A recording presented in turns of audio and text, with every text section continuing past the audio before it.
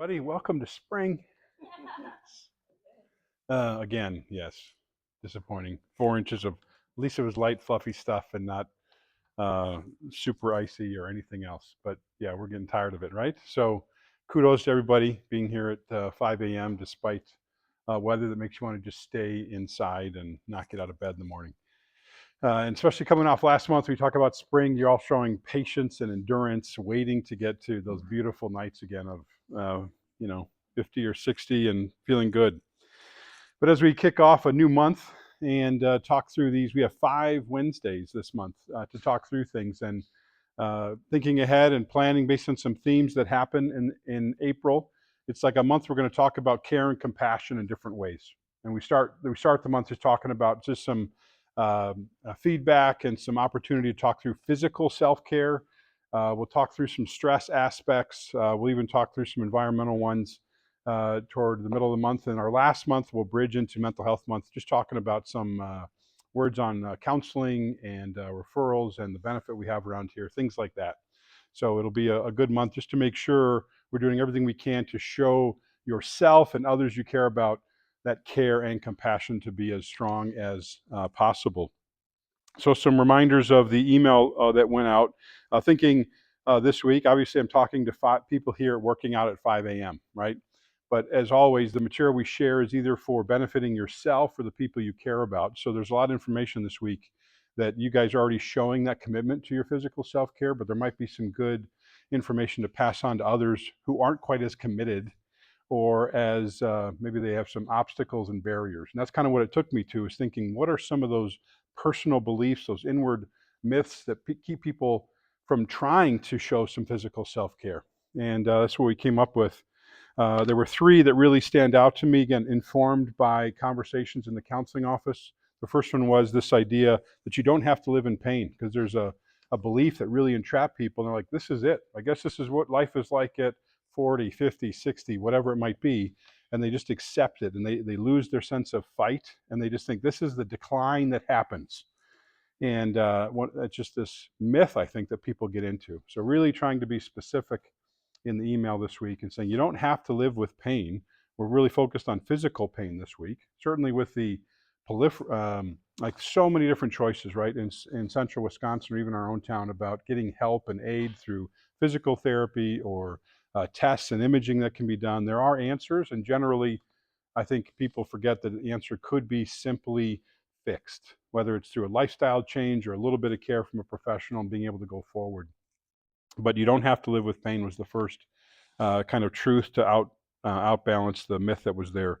Second, it's not wrong to invest in yourself and work on yourself physically. That one might be really tied to the counseling office. Many times people go through events in their life where they have a real negative self view of their body. And it becomes a real challenge to want to address some part of their body, make it better, make it healthier, have it look better. And it really does cause some internal friction or tension. So I wanted to just be explicit with that and say um, that it is okay to invest in yourself. And finally, the other myth that I was taking on was that caring for you leads your ability to care for others. Often it's been distorted in people's relationships or their families, where it's like, if you do anything for yourself, it is wrong. It's selfish, it's prideful, it's arrogant, and life shouldn't be about you. And there are truths to that about selflessness and putting others first, I think, but many times it can be distorted and becomes a barrier that people don't want to proceed with. So those were some myths to really talk about and present an alternative. It led to a couple homework assignments that whether you need to do this, you can suggest it to somebody else. We'll talk about those in a minute. But trying to be practical, these were some aspects. Oftentimes in the counseling office, I'm encouraging people to be that initial spark to try and do something different. Historically, I'd said, look, you need 30 minutes of something that feels like you can feel your heart pumping. And so I researched that to try and find out what's going on. And these are the updated recommendations from the American Heart Association, tied to some OSHA recommendations. And specifically, today is National Walking Day. Feels like a great day to go walking, right? So along those lines, here are some recommendations that fit. American Heart Association says you should try and get 150 minutes a week of moderate intensity exercise. Okay, so for those of you that come here 6 days a week, nice job. You get A pluses. You've eclipsed the 150 minutes. But trying to help people realize like 150 minutes, is that all at once? It's kind of like, can you get that over the course of multiple days? And so for recommendations for people you care about that might be struggling, uh, that can be satisfied. A moderate intensity workout can be brisk walking, at least 2.5 miles per hour, right? So that could check the box off. Water aerobics, maybe this explains the value of a lot of those places like the YMCA doing a lot of classes like that, knowing it's low impact, but also it can count as one of those things. I don't know if we have any dancers around here, ballroom or social dancing, but that's recommended as one, right? G's got a little bit more, right? Okay. This one surprised me a bit, called moderate intensity aerobic activities. Gardening was listed. And I thought, what type of intensive gardening is somebody doing to create that? Unless it's weeding the first time or rearranging something. Um, but it's there. How about tennis, like doubles tennis? I'm not sure if pickleball counts. It counts? Pickleball counts? They might have to update this one and put pickleball in there, right? And then biking slower than 10 miles per hour, right? Again, just moderate intensity. All of these things would count as creating activity. And that's just trying to empower you guys with ideas for people that might care about, right? We want more people to come to the gym, but just in reality, a lot of people are like, I don't know where to begin. But these all check that box of where to begin. Some other little pieces of information. Even doing 75 minutes per week of vigorous aerobic activity and spreading it throughout the week is something that they like and recommend. So adding, trying to get it done 2 days a week. I mean, these benefits gain even more when you're at least 300 minutes, 5 hours per week. So those of you that have built this into your schedule, you're clicking along with really some great recommended outcomes and abilities. But if people are intimidated about that, what do you mean? Go to a gym and work out multiple days a week? Here's some tips about where they can start to get here and just be able to do that. Some questions related to one of those recommendations, because walking at a pace of 2.5 miles per hour, it seems kind of fast to me. Okay, so here's my question. When you walk, are you at a brisk pace, a fast pace, a stroll, a saunter, or a baby walk? Right? See those people letting their kid like walk along and they're just kind of walking like this pace? I am a saunter guy. So when you're out for a walk, what is your pace? Brisk? How many brisk people are here? Oh man. Any saunterers? All right, good. Gee, well, we know what to do on Fridays, G. That's good. So all of our phones or smartwatches have like your pace that you're doing. So 2.5. So I'll keep track of that when I'm harassed on walks. I'll be like 2.5 is all I got to hit. So we'll see what goes on. I'm taking care of my heart at 2.5 saunter. That's what we'll call it. Mm-hmm.